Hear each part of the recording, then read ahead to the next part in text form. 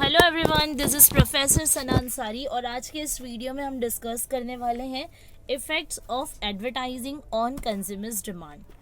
Consumers के demand को किस तरीके से एडवर्टाइजिंग इफ़ेक्ट करता है वो आज के इस वीडियो में हम डिस्कस करने वाले हैं। तो चलिए वन बाय वन हम लोग यहाँ पे डिस्कस कर लेते हैं, ठीक है। सो यहाँ पर अगर आप देखोगे तो थर्ड मॉड्यूल का ये सेकंड क्वेश्चन मैंने स्टार्ट किया है आज, ठीक है। अगर आपका फर्स्ट जो क्वेश्चन था इस मॉड्यूल का अगर आपसे मिस हुआ हो तो आप प्रीवियस वीडियोस को चेक कर सकते हैं। Module name is economic and social aspects of advertising, ठीक है। चलिए अब यहाँ पर स्टार्ट कर लेते हैं, देख लेते हैं कि क्या क्या effects of advertising on consumers demand है। मैंने यहाँ पे आपको बताया कि हम आज के इस वीडियो में वो डिस्कस करने वाले हैं जिससे हमें पता चलेगा कि ऐसे कौन से इफेक्ट्स ऑफ एडवर्टाइजिंग है जिससे कंज्यूमर्स इन्फ्लुएंस हो जाते हैं। एज ए कस्टमर मैं इन्फ्लुएंस हो जाऊंगी और प्रोडक्ट को परचेज कर लूँगी, ठीक है। सो यहाँ पर फर्स्ट पॉइंट देखते हैं एडवर्टाइजिंग के इफेक्ट्स का। First point that is primary and selective demand. First of all I think हमें पता होना चाहिए कि what is primary demand and what is selective demand. अब प्राइमरी डिमांड क्या होता है, समझो कि अगर कोई न्यूली प्रोडक्ट है जो लॉन्च होने जा रहा है मार्केट में, समझिए कि एज ए इंडस्ट्री मेरा एक इंडस्ट्री है या फिर मेरा एक कंपनी है, ठीक है। मैं मेरे पर्टिकुलर ब्रांड्स का डिफरेंट डिफरेंट प्रोडक्ट्स को प्रोड्यूस करती हूँ। अब मैंने नंबर्स ऑफ प्रोडक्ट्स को ऑलरेडी प्रोड्यूस किया, उनको एडवर्टीज करके रखा और प्रोडक्ट मार्केट में सर्वाइव कर रहा है। बट समझो कि रिसेंटली आई प्रोड्यूस्ड वन न्यू प्रोडक्ट, अब मुझे उसको मार्केट में लॉन्च करना है, ठीक है। सो यहाँ पे कैसा होता है ना, अगर मैं उस प्रोडक्ट को मार्केट में लॉन्च कर रही हूँ तो लॉन्च करने के लिए कस्टमर के थ्रू से उस प्रोडक्ट का प्राइमरी डिमांड क्रिएट करना इज़ वेरी मच इम्पॉर्टेंट। मतलब कि मुझे फर्स्ट ऑफ ऑल अवेयर करना होगा मेरे कस्टमर्स को अबाउट माई न्यू प्रोडक्ट जो लॉन्च होने वाला है। सो उसके लिए I need to use advertisement, ठीक है। सो एडवर्टाइज करूंगी मैं मेरे प्रोडक्ट को, ठीक है। so, जितना इफेक्टिवली, जैसे कि इन केस ऑफ जनरल जो प्रोडक्ट्स होते हैं या फिर जो नॉर्मल न्यू प्रोडक्ट्स होते हैं तो उनका प्राइमरी डिमांड हम एडवर्टाइजिंग के थ्रू क्रिएट कर सकते हैं। तो समझो मेरी कंपनी में मैंने जो नया प्रोडक्ट लॉन्च किया, मैंने उसको एडवर्टीज किया प्रॉपरली, इफेक्टिवली उस प्रोडक्ट को एडवर्टीज किया।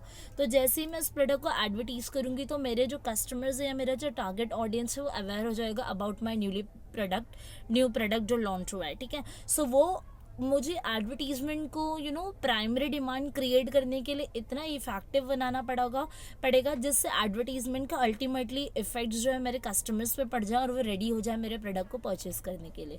सो प्राइमरी डिमांड क्रिएट हम किससे कर सकते हैं, एडवर्टीजमेंट के थ्रू। और इसका डायरेक्टली इफेक्ट्स पड़ता है मेरे कस्टमर्स को, डायरेक्टली और इनडायरेक्टली आई कैन से मेरे कस्टमर्स रेडी हो जाएंगे मेरे प्रोडक्ट को परचेज करने के लिए जो न्यू प्रोडक्ट मैंने मार्केट में लॉन्च किया है। Then we have selective demand.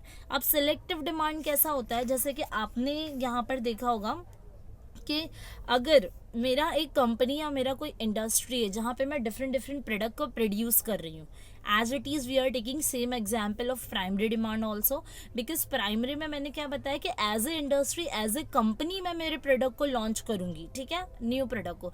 लेकिन सिलेक्टिव डिमांड क्या होता है कि अगर मेरी इंडस्ट्री में if I produce numbers of products ना, सो जो प्रोड्यूसर्स है या फिर समझो कि एक ही इंडस्ट्री के अंदर अलग अलग प्रोड्यूसर्स अलग अलग प्रोडक्ट को प्रोड्यूस कर रहे हैं, सो वो सब अपने अपने प्रोडक्ट को सिलेक्टिवली क्या करेंगे, एडवर्टीज करेंगे, जिससे customer get selective demand. Customer selectively demand कर सकता है किसी भी प्रोडक्ट को, ठीक है। जैसे कि अगर मैं टाटा टी का एग्जांपल लूँ तो टाटा टी कैसा होता है, टी बोर्ड्स एक होता है जो पूरा इंडस्ट्री है जो अपना न्यू प्रोडक्ट को लॉन्च करता है, जिसके लिए हम प्राइमरी डिमांड में उसका एग्जाम्पल ले सकते हैं। बट सिलेक्टिव डिमांड में मैं टाटा टी का एग्जाम्पल ले सकती हूँ क्योंकि ये पर्टिकुलर ब्रांड को एडवर्टीज करता है और ब्रांड के का अवेयरनेस देता है अमंग द कस्टमर्स और द ऑडियंस, ठीक है।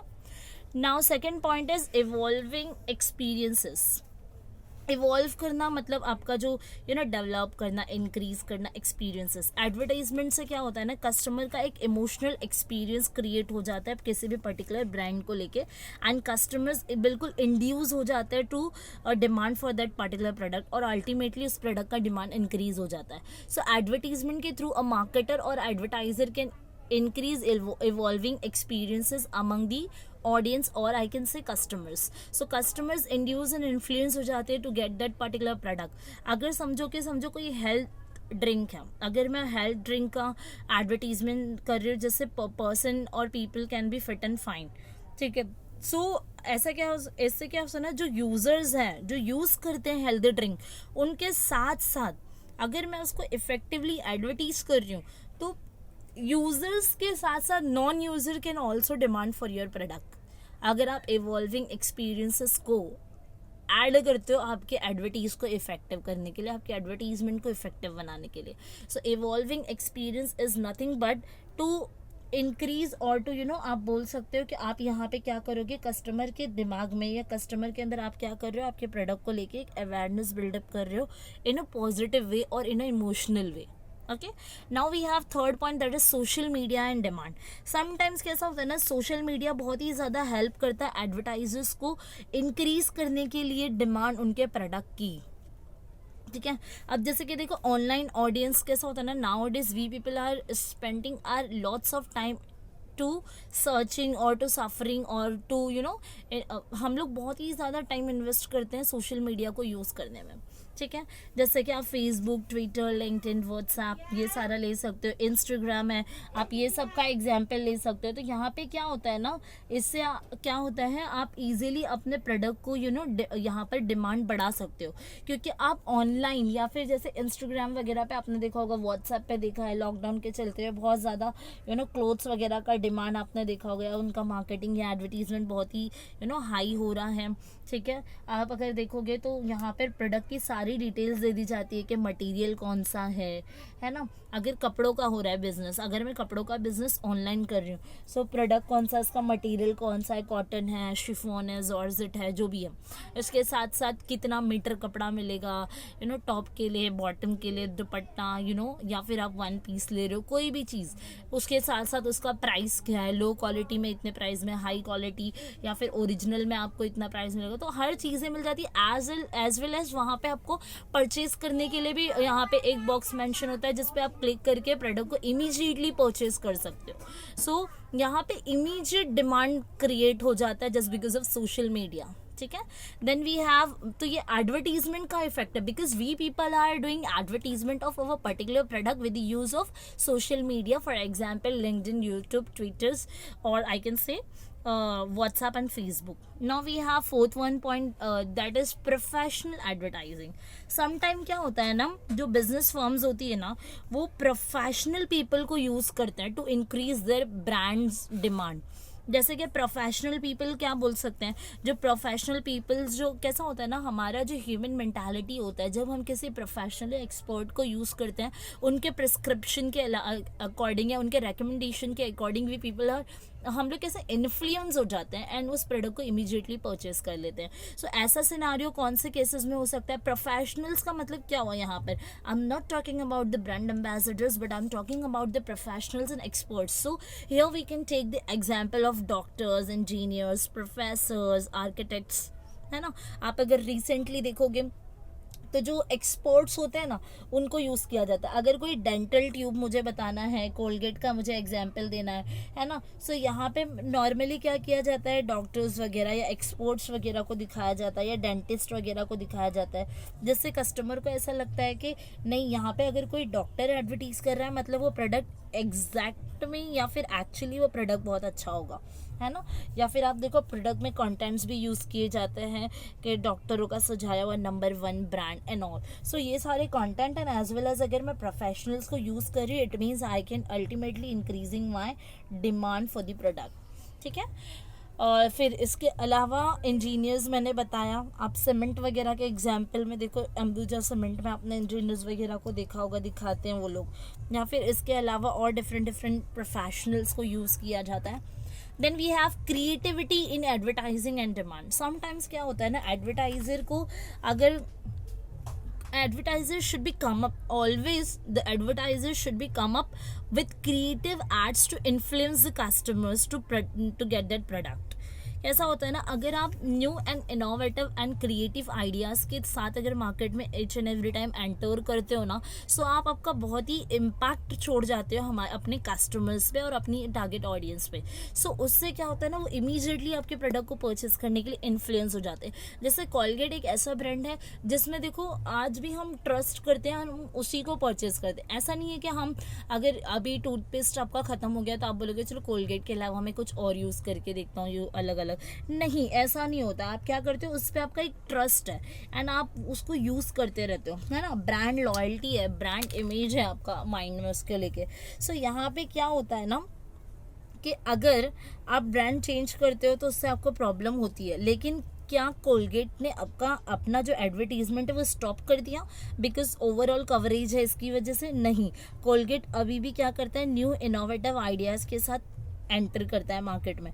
जैसे मैंने इससे पहले वीडियो में भी बताया था कि पहले जो पेस्ट होता था कोलगेट का वो नॉर्मल वाइट होता था, धीरे धीरे उसमें ब्लू लेयर्स आई, फिर उसमें रेड लेयर्स आया, फिर रेड एंड ब्लू का कॉम्बिनेशन आया, फिर उसमें कुछ स्पार्कल्स ऐड किए जाने लगे स्टार्स वगैरह के। देन उसके बाद उसमें सॉल्ट का एग्जाम्पल ऐड किए जाने लगा। सो जो हमारे जो दांतों के लिए बहुत ही मजबूत होते हैं ये नो एंड ऑल। सो इस तरीके से क्रिएटिव आइडियाज़, अमूल बटर का आप एग्जाम्पल ले सकते हो, या फिर सर्फ एक्सेल का एग्जाम्पल ले सकते हो जैसे कि दाग अच्छे हैं, फेविकॉल का आप एग्जाम्पल ले सकते हो। तो ये सब न्यू एंड क्रिएटिव आइडियाज़ के थ्रू एंटर करते हैं मार्केट में, ठीक है। फिर अमूल का है द टेस्ट ऑफ इंडिया, है ना, और फिर अमूल बटर का है, सर्फ एक्सेल का अभी मैंने बताया। अभी रिसेंटली भी अगर आप देखोगे तो एरियल का एक ऐड आ रहा है। सो ये क्रिएटिविटी के साथ आप शो, और पोर अप पोर का आपको पता है। सो ये सब चीज़ों में क्या एक क्रिएटिविटी यूज़ की जाती है जो अल्टीमेटली हमारे कस्टमर्स को इन्फ्लुएंस करती है और इंड्यूस करती है कस्टमर को to get that particular product, ठीक है। Now we have effects of advertising on competition and demand.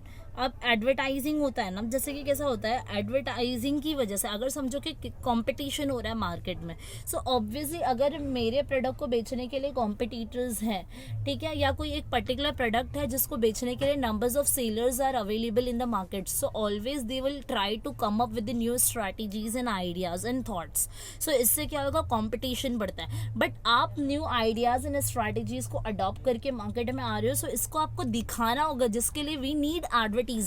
सो जितना इफेक्टिवली मैं एडवर्टीजमेंट करूंगी उतना स्ट्रॉन्ग कंपटीशन बिल्डअप होगा और I can easily survive in the market with my particular brand. Okay, then we have demand from market segment. अब कैसा होता है ना कि अलग अलग सेगमेंट्स होते हैं मार्केट में, जैसे एक यूथ होता है, एक चिल्ड्रंस होते हैं, यू नो किड्स, चिल्ड्रंस का एक अलग सेगमेंट हो गया, यूथ एंड अडल्ट्स का अलग यू नो सेगमेंट हो जाता है, एंड सिटीजन्स जो होते हैं, सीनियर सिटीजन्स, उनके लिए एक अलग होता है, एंड कुछ स्पेसिफिक प्रोडक्ट्स होते हैं, ठीक है। अब जैसे कि समझो कि अगर मैं कोई प्रोडक्ट यूथ एंड यंगस्टर्स के लिए बना रही हूँ, सो मुझे उस तरीके से उस प्रोडक्ट को एडवर्टीज करना होगा। समझो कि अगर मैं ना जो भी एडवर्टीजमेंट है उसके बैकग्राउंड में अगर मैं म्यूजिक ऐड करना चाहती हूँ और मेरा प्रोडक्ट स्पेशली फॉर यूथ के लिए, सो मुझे वहाँ पे क्या करना पड़ेगा, एक पॉप म्यूजिक्स वगैरह ऐड करने पड़ेंगे जिससे मेरी यूथ जो है जल्दी से अट्रैक्ट हो जाए। अगर वही एडवर्टीजमेंट मैं किसी सीनियर सिटीजन्स के लिए बनाना चाहती हूँ, सो वहाँ पे मुझे कोई क्लासिकल म्यूजिक को ऐड करना पड़ेगा जिससे मेरे सीनियर सिटीजन्स वाला सेगमेंट मेरे प्रोडक्ट के लिए अट्रैक्ट हो जाए और रेडी हो जाए टू परचेज माय प्रोडक्ट, ठीक है। एंड समटाइम्स जो हमारा मीडिया सिलेक्शन होता है ना, वो भी बहुत ही इंपॉर्टेंट होता है। एडवर्टाइजर को जो मीडिया होता है ना, वो भी अच्छे तरीके से सिलेक्ट करना पड़ता है ताकि वो मीडिया सारे सेगमेंट को कवर अप कर सके, मतलब कि वो आपके सीनियर सिटीजन्स भी कवर अप करे और एज इट इज़ आपके जो यंगस्टर्स होते हैं वो भी वो इसको यूज़ करते हैं। तो मीडिया सिलेक्शन करना is also very much important, it's key and it also effects your demand of the consumers, ठीक है। Then we have temporary increase in demand. Sometimes कैसा होता है ना, एडवर्टाइजिंग हेल्प करता है। अगर मुझे टेम्परेली किसी प्रोडक्ट का डिमांड इंक्रीज करना है, so I can increase it with the help of effective advertisement. How can I? समझो कि अगर मेरा एक शॉप है, ठीक है, जहाँ पे मैं ड्राई फ्रूट्स वगैरह बेचती हूँ, ठीक है, लेकिन अब ड्राई फ्रूट्स का कैसा होता है ना, अगर स्टॉकिंग मैंने किया, इन्वेंट्रीज बना रखी है, तो उसको यू नो क्लियर आउट करना is also very much important, because ये लॉन्ग लास्टिंग नहीं चलेंगे, इनका एक स्पेसिफिक पीरियड ऑफ टाइम होता है, उसके बाद ये वेस्ट हो सकते हैं। सो अगर समझो कि मेरा स्टॉक क्लियर करना है, सो स्टॉक क्लियरेंस के लिए भी I have to do effective advertisements for it, because मुझे स्टॉक क्लियरेंस करना है, वो कस्टमर्स को कैसे पता चलेगा? हो सकता है कि मेरे पास मंथली बेसिस पे मेरे कस्टमर्स आते हैं, बट मुझे मैंने सडनली ये मंथ में सोचा कि I have to clear my stocks, previous stocks, तो मैं कैसे बताऊंगी? सो मेरे पास जो डेटा होगा, I can do work on this, but still non you know आपके जो फॉलोअर्स नहीं है या फिर जो नहीं आते आपके शॉप पे, उसके अलावा भी मुझे एडवर्टीज करना होगा, बिकॉज मैं क्लियर कर रही हूँ स्टॉक को, तो ऑब्वियसली मैं इसका प्राइस क्या करूँगी, थोड़ा कम रखूँगी। सो मेरे कस्टमर्स के साथ साथ मुझे दूसरे कस्टमर्स भी अट्रैक्ट करना हो, सो प्राइस को कम करके, ड्राई फ्रूट से समझो अगर 700-800 का आता है, अगर मैं उसको डायरेक्टली 400 में बेचूं, सो उसका अगर मैं जितना इफेक्टिवली एडवर्टीजमेंट करूंगी उतना ही नंबर्स ऑफ कस्टमर्स मेरी तरफ अट्रैक्ट होंगे। So that is called as temporary increase in demand, जो हम एडवर्टीजमेंट के थ्रू अच्छी तरीके से कर सकते हैं, और ये इन्फ्लुएंस करता है हमारे कस्टमर्स के डिमांड को। Then we have increase in specific product demand. अब जैसे कि कोई स्पेसिफिकली जो प्रोडक्ट्स होते हैं या फिर कोई सर्विसेज होती है, कोई जनरल प्रोडक्ट है, कोई स्पेसिफिक प्रोडक्ट है, सो उसके अकॉर्डिंग भी आपको क्या करना पड़ता है, एडवर्टीजमेंट करना पड़ता है, उसके अकॉर्डिंग हमारे कंज्यूमर्स के डिमांड इन्फ्लुएंस होती है। ठीक है, अब जैसे कि कोई फर्म है, उसको अगर किसी प्रोडक्ट का डिमांड इंक्रीज करना, समझो कि कोई ब्रांड है, सो उसके अकॉर्डिंग अगर वो जनरल है तो जनरल लेवल पे जाके या जनरली उसको एडवर्टीज करेगा। कोई स्पेसिफिक प्रोडक्ट है, किसी ब्रांड का है, उस ब्रांड को लेते हुए अगर मैं उसको एडवर्टीज करूंगी तो I can influence my customers to get my product. Then last point is advertising and decrease in demand. Sometime कैसा होता है ना, एडवर्टाइजिंग हम करते तो हैं, इफेक्टिवली करते हैं, बट अगर समझो कि कोई एम्बेसडर्स जो आप यूज करते टू एडवर्टीज योर प्रोडक्ट, अगर उस एम्बेसडर्स ने अगर कोई जैसे कि अगर if the brand ambassador does something of disrepute, so यहाँ पे कैसा होता है ना, ऑटोमेटिकली आपके ब्रांड का डिमांड डिक्रीज हो जाता है just because of your brand ambassador. अगर उन्होंने कुछ गलत किया या उनका कोई नेगेटिव साइन दिखाई दे रहा है मार्केट में, सो उसकी वजह से अल्टीमेटली लोग आपके उस प्रोडक्ट को लेना बंद कर देंगे या उसके डिमांड कम कर देंगे, जिसके एम्बेसडर वो थे जिनका नेगेटिविटी चल रहा है मार्केट में। ओके, सो ये सारे होते हैं ये सारे इफेक्ट्स ऑफ एडवर्टीजमेंट है जिनकी वजह से कंज्यूमर्स के डिमांड इन्फ्लुएंस हो सकती है। Okay, so if you people have any doubts and difficulties, so you can make a comment on my YouTube channel. Bye bye, have a nice day, thank you, and just subscribe my YouTube channel, hit the bell icon and share it with your friends too.